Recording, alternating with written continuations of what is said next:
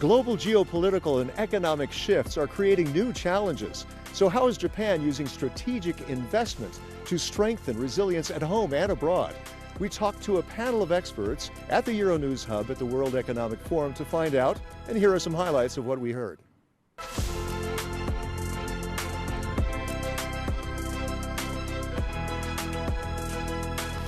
Mr. Yoshito, I would Yes. like to start with you, if that's okay. Can you begin by giving us some context about the state of the economy in Japan, please? Let me talk about the economy by 3 points. One is about the stock markets first. Stock markets has risen to 54,000 Nikkei, and then which is twice in 3 years, double in 3 years, and triple in 5 years. Second is about unemployment and wages. Unemployment right now is about 2.6%, which is very low. And since the wage is up by 5%, so therefore you can tell. And Japan has been suffering for deflation for about 30 years. But now we have, finally, BOJ is raising interest rate. And right now, official rate is 0.75%. So we can tell that the economy is booming. Thirdly, let me talk about primary balance, income balance. We have more than $500 billion income balance in terms of dividends and also interest and capital gain coming per year, which is 130% of our current trade surplus. And that means like even though we lost a lot in terms of trade, we have the largest credit nation, and therefore we can tell that we are rich in terms of the economy. Japan has identified 17 strategic fields to secure growth and economic security, as we heard. And it's a very volatile world. So at Davos, where competitiveness and resilience are top of mind, what makes Japan's approach distinct from other advanced economies who are pursuing industrial strategy? Okay, and the approach of Japan is quite different from the US or China.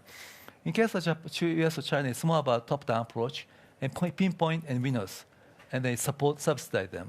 In case of Japan, it's more about a bottom-up approach and more consensus and ecosystem approach. Let me explain about what it is. The approach is mostly like a consortium of leaders, and then let them share information, and let them divide the scope of work in terms of research. It's not just picking the winners. It's more about picking the industry that Japan should support, and at the same time trying to foster the industries. So it might take longer than other countries, but in the end, the ecosystem will be built, and therefore the stronger fundamental technology and those industries will be built. Kumiko, what feels genuinely new about this strategy compared with Japan's past industrial policies? It is so notable that Prime Minister Takaichi has positioned this economic security measures or strategic investment fields as growth opportunities. Growth investment is easy to understand. You can focus on your winning area and grow it more. But crisis management investment, according to her, is that Japan can be a leader in the leader position to countermeasure for the potential risks that not only Japan, but also the other countries globally would face. The economic security challenges, food security, energy security, and all these health and agriculture securities. So we wanted to tackle these challenges with our cutting-edge technologies, cooperation between public and private, so that Japan can be leading the initiative and show to the other countries how we can complement each other to respond to our vulnerability from the economic security point of view and make it as a growth engine.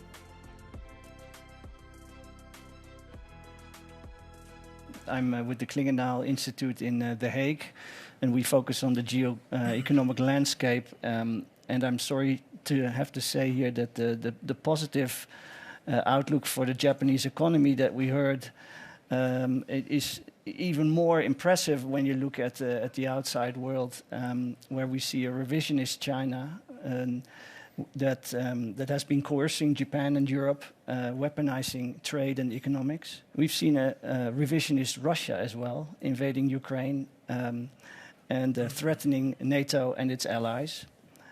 And unfortunately, now also it seems that we are faced with a revisionist US administration that is pulling out of the multilateral system. Given all that, with the US leading both Japan and Europe basically into an era of globalization, we're now being led back from that era. And that is quite a challenge for both our regions. What does that mean for our economic security and resilience? I think both Japan and Europe are in the same pickle. And that pickle is that our economic interdependencies now have proven to be vulnerabilities. And I see basically three avenues out of there where both Japan and Europe are going to go on. The first is keep promoting and leading the free trade system through the WTO, but also by signing new trade agreements with like-minded partners. The second is we really have to consider more forcefully to also protect our domestic markets against economic coercion and also against the vulnerability against overcapacity in strategic industries. And then the third, and perhaps the most ambitious avenue, is seeking security through strategic investment. Zsolt, how resilient is manufacturing in Japan and Europe in the wake of the recent global shocks that we've seen? Donald Trump has imposed massive tariffs on all over the world, and the news is full of reporting that China recorded the highest export ever. But if you look at Japan and Europe, they are similar and they are doing very strong. I mean, we just looked at the latest November 25 data for Japan. And export as a share of GDP, again, we have a roughly monthly GDP approximation, was highest in November last year than compared to the previous year. If you look at Europe, you see the similar tendency. So exports to the United States declined, obviously, but overall exports is still doing very well. From a research and analysis perspective, how is Japan's strategy fitting in with the US and China tensions that we're seeing? I have to always talk about economic security viewpoint. It all comes down to the strategic autonomy and also strategic indispensability. When you think about Japan, actually Japan is really a resource-poor country. So for now, what we are trying to do in the current administration is we need to increase or enhance our strategic indispensability, which means Japanese products, Japanese technology, Japanese know-how is something that is needed for other countries, other territories, other companies, so that we are someone who is needed in the international scene, so that we can have this autonomy by balancing our risk between different territories or topics. You mentioned technology there, Mr. Yoshito. Okay. You know, what is the state of tech startup now, especially in the VC environment? When Prime Minister Abe came into power, he focused on entrepreneurship and more in technology and startups. So since 2013, venture capital raised amount has risen 10 times since 2013. It was right now roughly about 8.4 billion in 2013, and now before that it was only about 870. So it has risen by 10 times in 10 years. It's impressive. In 1999, when I raised capital, that time, it was right after Asian financial crisis. I was able to raise about 20 billion yen, but it was only 90% came from the outside of Japan. Only 10% came from Japan. It was difficult to convince financial institutions, pension funds to invest into venture capital. The last fund we raised is 4 times bigger than the fund in 1999. 90% of capital came from Japan, including government institutions like JIC and also GPIF. Growth is one of the top agenda of Takaichi administration. So you can tell that there are new things happening, and tech startups are coming up as well. Zsolt, what EU policies do you think are in place that really foster innovation? For example, if you look at Scandinavian countries, in particular Denmark and Sweden, they have highest private research and development spending. in global innovation scores, they rank very, very toply. They have a number of companies which were able to grow from being a small company to mid-size and reaching global scale. So something is known by these countries, and the secret is difficult to figure out, but certainly it's a kind of a combination of good domestic regulatory standards, including labor regulation, but also the European levels. For example, the European Research Council and Innovation Council, which largely follows a bottom-up approach, namely not top-down, setting centrally what are the future innovations and strategic places to go, but rather let entrepreneurs and innovators to come up with ideas, and having an independent assessment of them. I think that's the most successful way to foster innovation. Economico, I'd like to expand a little bit on the risk elements that we've been hearing about. And from a geopolitical risk perspective, Japan's strategy seems deeply shaped by uncertainty, from supply chains to regional security. How are these risks influencing corporate and investor decision-making inside of Japan? PwC Japan has been offering the service of geopolitics and economic security ever since 2016, when Brexit happened, and also the Trump administration 1.0 was there. But then the Russian invasion to Ukraine happened, and then that's really the wake-up call because U.S.-China trade war was impacting certain part of Japanese business, but not all of them. But when Ukraine happened, a lot of the Japanese CEOs realized if that happens, maybe something which is much closer to us could happen in some time. And what if? So that was the wake-up call for Japanese companies, and we started to have a lot of requests to work on a project about what's going to happen in the street. We try to talk to the companies. It's not about the crystal ball reading. It's about the scenario planning.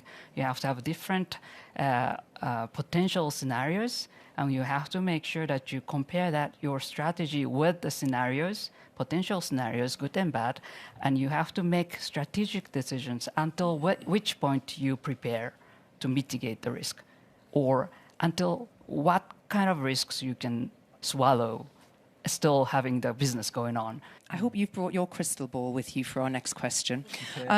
5 to 10 years from now, how should the world and also separately Japan be measuring their success? Well, that's a tough question. Well, first of all, I think AI will come in, and that will determine about the competitiveness of the company and also country. If you talk about AI in Europe, they think about fear or uncertainty, and because they're afraid about losing jobs. The same in the US as well. But in Japan, it's different. Japan is I mentioned about unemployment rate. We have a labor shortage. Labor shortage means that we need to have more foreign people come in.